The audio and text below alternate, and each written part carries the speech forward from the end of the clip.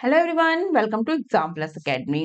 आज की न्यूज है कि रिजर्व बैंक ऑफ इंडिया के governor Shaktikanta Das has been awarded governor of the year by central banking publications. तो रिजर्व बैंक ऑफ इंडिया के गवर्नर हैं शक्तिकांत दास, इनको गवर्नर ऑफ द ईयर 2023 के अवार्ड से नवाजा गया है। किसके द्वारा? सेंट्रल बैंकिंग पब्लिकेशंस के द्वारा।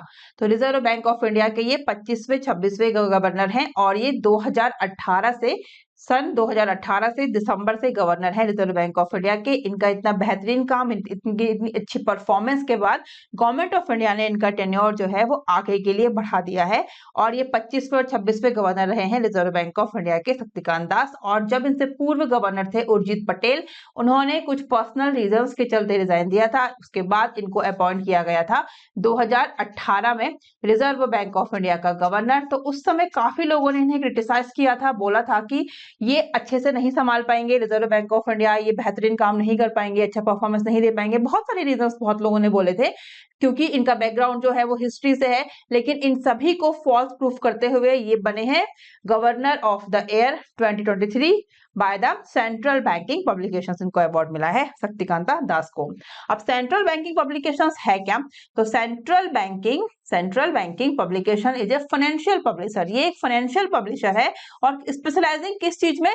तो public policy and financial market. ठीक है, फाइनेंशियल जो है central banking publication is a financial publisher और ये फाइनेंशियल जो भी न्यूज है वही पब्लिश करता है और एक public policy and financial markets के रिगार्डिंग स्पेशलाइजेशन है। एम्फेसिस किस पे है? Central banks and international financial institutions जो भी है वर्ल्ड वाइड। ठीक है, सेंट्रल बैंकिंग पब्लिकेशन की अगर हम बात करेंगे तो फाउंडेड इन 1990, ये 1919 में बना था। लेकिन ये एक संस्था है इन्फोप्रो डिजिटल, उसमें उसका ये ओन बाय इन्फोप्रो डिजिटल ने इसको एक्वायर्ड कर लिया था 2070 में। ठीक है, 2017 में इसको एक्वायर्ड बाय इन्फोप्रो।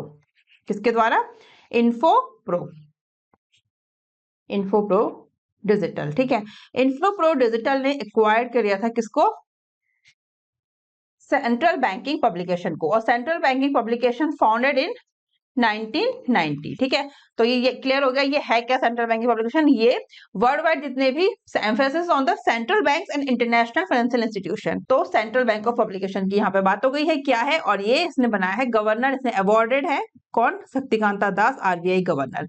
और शक्तिकांता दास को ये अवार्ड मिला है जो उन्होंने कोविड-19 पैंडेमिक के टाइम पे और रसिया यूक्रेन वॉर के टाइम पे जो देश की स्थिति है उसको संभाला है, कंडीशंस को कितने बेहतरीन तरीके से इन्होंने काम किया है, इसके चलते शक्तिकांता दास को मिला है गवर्नर ऑफ द ईयर। पिछले कुछ सालों से कुछ जैसे जियो पॉलिटिक्स के चलते, रसिया यूक्रेन वॉर, कोविड-19, ऐसे कई जो पहलू आए हैं, कई जो उतार चढ़ाव आए हैं, उसके चलते ये भारत को बाहर इन्होंने कैसे निकाला है, हमारे देश इंडिया को इन्होंने इस सिचुएशन से कैसे बाहर निकाला है और कैसे संभाला है, उसी के चलते इनकी बेहतरीन परफॉर्मेंस के लिए उन्हें इस अवार्ड से नवाजा गया है। कोविड-19 पैंडेमिक की अगर हम बात करेंगे तो कोविड-19 पैंडेमिक में अगर हम रेपो रेट देखें देश का, तो रेपो रेट क्या है आरबीआई के द्वारा?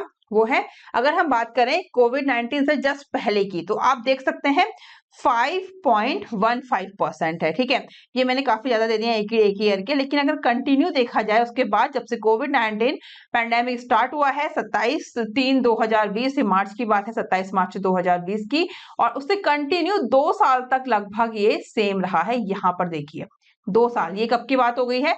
2020 से 21 और 22, ये है 8 अप्रैल 2022 तक ये बिल्कुल सेम रहा है। ठीक है, रेपो रेट कितना?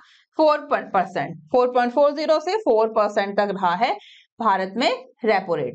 ठीक है, 2 साल तक कंटिन्यू रहा है। कोविड-19 से ज्यादा ग्रोथ के लिए रेपो रेट को नीचे किया गया और अप्रोक्स 2 साल तक ये निचले स्तर पर रहा है। और 2022 में फरवरी में रसिया यूक्रेन के बाद इन्फ्लेशन बढ़ा, फिर धीरे धीरे करके रेपो रेट को बढ़ाया गया। ठीक है, धीरे धीरे करके बढ़ाया गया है 2022 के बाद से। देखना 4.40, 4.90 और इसके बाद ये इस तरीके से बढ़ा है रेपो रेट 2022 में धीरे धीरे बढ़ा है इन्फ्लेशन के बाद। जो रसिया यूक्रेन के बाद जो इन्फ्लेशन बढ़ा था उसके बाद धीरे धीरे रेपो रेट को बढ़ाया गया है।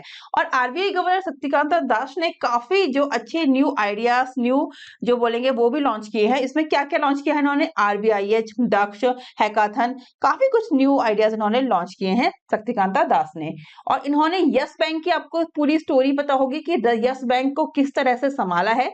और देख लेते हैं इसके बाद जो नेशनल बैंक ऑफ यूक्रेन है, नेशनल बैंक ऑफ, क्योंकि एक ये तो गवर्नर का अवार्ड इन्हें मिला है, लेकिन बैंक को किसको मिला है, तो वो मिला है national bank of Ukraine was also awarded the central bank of the year award. ठीक है, तो central bank of the year का अवार्ड मिला है नेशनल बैंक ऑफ यूक्रेन को। रशिया यूक्रेन के चलते जो है नेशनल बैंक ऑफ यूक्रेन को ये अवार्ड दिया गया है। और दूसरी इंपॉर्टेंट न्यूज है कि ये फर्स्ट इंडियन या फर्स्ट आरबीआई गवर्नर नहीं है शक्तिकांता दास जिनको बैंक जो सेंट्रल बैंक गवर्नर्स का अवार्ड दिया गया है। इससे पहले रघुराम राजन को भी ये अवार्ड दिया जा चुका है 2015 में। तो 2015 में किसको दिया गया है, रघुराम राजन जी को, और 2023 में शक्तिकांता दास जी को। शक्तिकांता दास जी की बात करें तो शक्तिकांता दास जी 1980 बैच के तमिलनाडु कैडर के आईएएस ऑफिसर रह चुके हैं और ये 2014 में जून 2014 से यूनियन रेवेन्यू सेक्रेटरी भी रह चुके हैं और 2018 से ये रिजर्व बैंक ऑफ इंडिया के गवर्नर रहे हैं। शक्तिकांता दास जी ये रिजर्व बैंक ऑफ इंडिया के 25वें 26वें गवर्नर हैं। तो तब तक के लिए bye bye, take care, thank you. और आज की ये न्यूज है, ऐसी ही इंपॉर्टेंट न्यूज फाइनेंशियल बैंकिंग में आपके लिए लेके जरूर आऊंगी चैनल पे। तब तक आप बने रहिए चैनल पे, देखते रहिए exam plus academy. Thank you, thanks for watching.